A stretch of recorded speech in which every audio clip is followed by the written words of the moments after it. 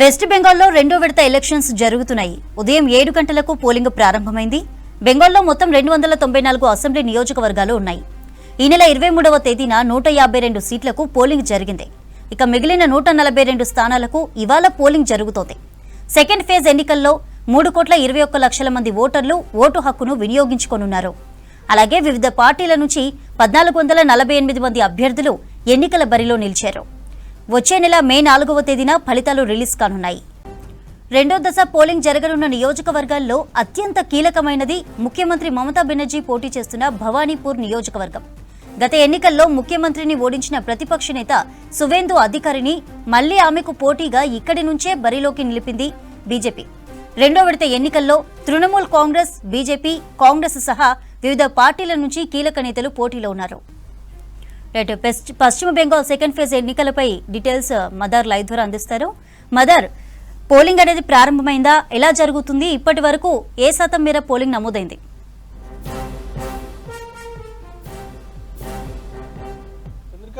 ఉదయం 7 గంటలకు పోలింగ్ ప్రారంభమైంది. ఉదయం 6 గంటలకు బూత్ ఏజెంట్ల సమక్షంలో మాక్ పోలింగ్ నిర్వహించారు. ఆ తర్వాత 7 గంటలకి పోలింగ్ అనేది ప్రారంభమైంది. సాయంత్రం 6 గంటల వరకు కూడా పోలింగ్ కొనసాగుతుంది. 6 గంటల వరకు ఎవరైతే క్యూ లైన్లో ఉంటారో వాళ్ళందరికీ కూడా ఓటు హక్కు వినియోగించుకునేందుకు అవకాశం అనేది కల్పిస్తారు. మొత్తంగా ఇది సెకండ్ ఫేజ్, చివరి ఫేజ్ కు సంబంధించి బెంగాల్ సంబంధించినటువంటి ఎన్నిక. 142 స్థానాలకు ఎన్నికలు అనేది కూడా జరుగుతూ ఉన్నాయి. మొత్తంగా సుమారు 3,21,00,000 మందికి పైగా ఓటర్లు తమ ఓటు హక్కు వినియోగించుకోబోతున్నారు. అందుకు సంబంధించి పూర్తి స్థాయిలో ఎన్నికల సంఘం అన్ని ఏర్పాట్లను కూడా సిద్ధం చేసింది. సమస్యాత్మక ప్రాంతాల్లో అదనపు బలగాలను మోహరించడంతో పాటు ఓవరాల్ గా అన్ని పోలింగ్ బూతుల నుంచి కూడా వెబ్ కాస్టింగ్ ద్వారా ఎప్పటికప్పుడు ఎన్నికలు జరుగుతున్నటువంటి తీరుతెన్నులన్నింటి కూడా పరిశీలించేందుకు అవసరమైనటువంటి ఏర్పాట్లను కూడా సిద్ధం చేసుకున్నారు. అయితే ఈ ఫేజ్ కు సంబంధించి చాలా క్రూషియల్ ఫేజ్ ఇది.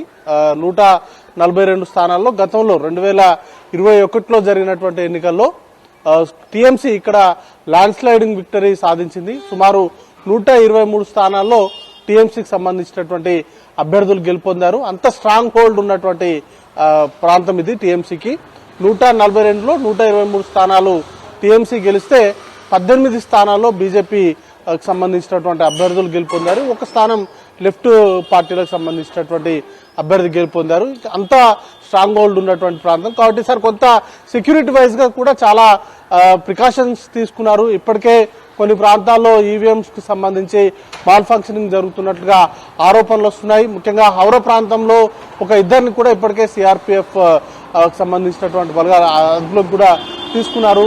కీలకంగా కొన్ని కీలకమైనటువంటి ఆరోపణలు కూడా వస్తున్నటువంటి పరిస్థితి. ముఖ్యంగా ఈవీఎంలకు సంబంధించినటువంటి మాల్ ఫంక్షనింగ్ కావచ్చు, వాటన్నిటికి సంబంధించి బీజేపీకి సంబంధించినటువంటి బూత్ ఏజెంట్ల పైన దాడులు జరుగుతున్నట్టుగా కూడా ఆరోపణలు వస్తున్నాయి. వాటికి సంబంధించి ఎప్పటికప్పుడు కేంద్ర ఎన్నికల సంఘానికి సంబంధించినటువంటి అధికారులు చర్యలైతే తీసుకుంటున్నారు. కొద్దిసేపటి క్రితమే అభిషేక్ బెనర్జీ తన ఓటు హక్కు వినియోగించుకున్న తర్వాత తను మాట్లాడారు. కీలకంగా ఈసారి ఎన్నికల్లో ఖచ్చితంగా గతంలో వచ్చినటువంటి మెజార్టీ కంటే ఈసారి ఎక్కువ మెజార్టీ తోటి గవర్నమెంట్ ని ఫామ్ చేస్తామంటూ కూడా తను ఆత్మవిశ్వాసంతో తను చెప్తా ఉన్నాడు. ఇక దాంతో పాటు కీలకంగా బీజేపీకి అనుకూలంగా కేంద్ర ఎన్నికల సంఘం వ్యవహరిస్తున్నట్లుగా ఆయన ఆరోపణలు అనేది కూడా చేసినటువంటి పరిస్థితి ఉంది. కీలకంగా ఈ ఫేజ్ లోనే టీఎంసీకి సంబంధించి ముఖ్యంగా కీలకమైనటువంటి అభ్యర్థులు కంటెస్టింగ్ లో ఉన్నారు. ముఖ్యంగా టీఎంసీ అధినేత్రి మమతా బెనర్జీ ఈ ఫేజ్ లోనే భవానీపూర్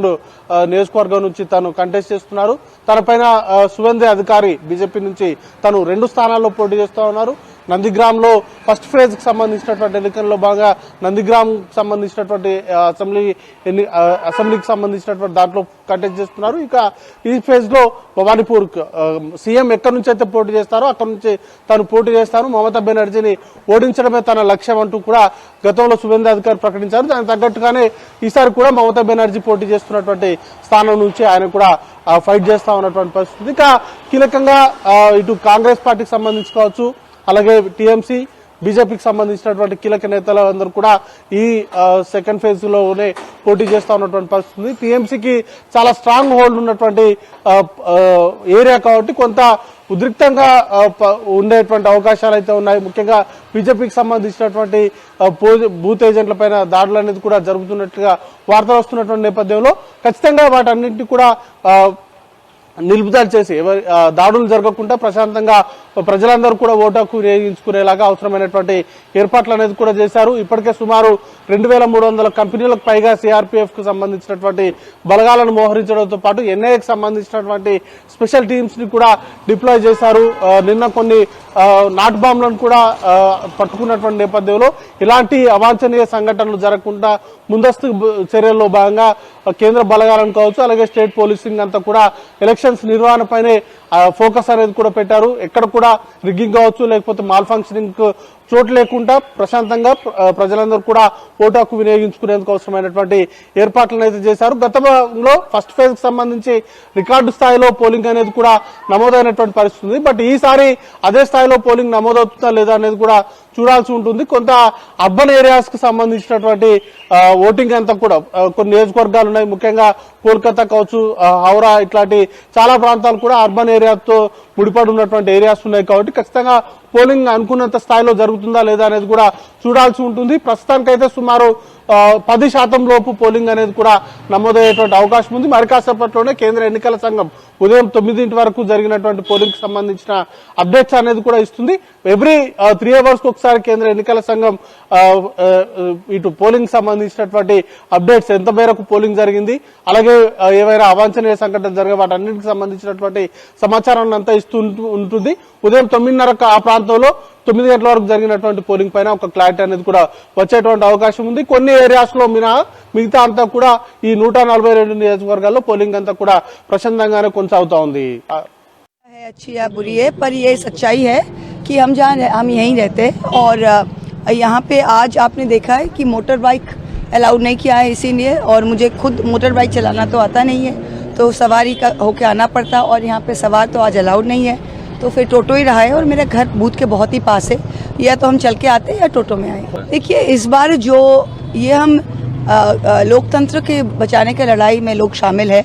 27 लाख वोटर को काटा दिया गया है, तो और पहले 60 लाख, तो अब जो वोटर लिस्ट में जिनके नाम रह गए हैं वो डेफिनेटली सब 100% वोट देने आएंगे, इसीलिए वोटिंग परसेंटेज तो बहुत हाई होना ही है। ये सिंपल मैथमेटिक्स है। वो तो रोज सुबह से कहते हैं कि हमारे बूथ एजेंट ने ये किया है, जहाँ पे चुनाव आयोग ने सारा देश के ऊपर ऐसा जुल्म कर रहे हैं, तो ये पता नहीं मुझे। अभी आप तो पता है मुझे 7 बजे अभी मैं आई हूँ, जाके कंट्रोल रूम देखूंगी फिर क्या है अच्छी या बुरी है, पर ये सच्चाई है कि हम जहाँ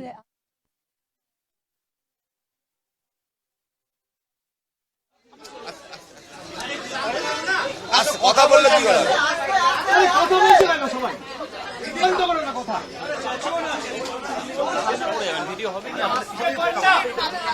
তোমাদের কম্পিটিশন কমাও, তবে আমি এত খালি গলায় বলতে পারবো। দেখুন, আমি চাই, আমাদের দলও চায়, আমি এখনো যে চেয়ারে আছি বা দলের চেয়ারেও আছি, আমি chairman of all India Trinamool Congress বলছি, আমরা চাই ভোটটা শান্তিতে হোক, মানুষের অধিকার প্রয়োগ করতে দেয়া হোক।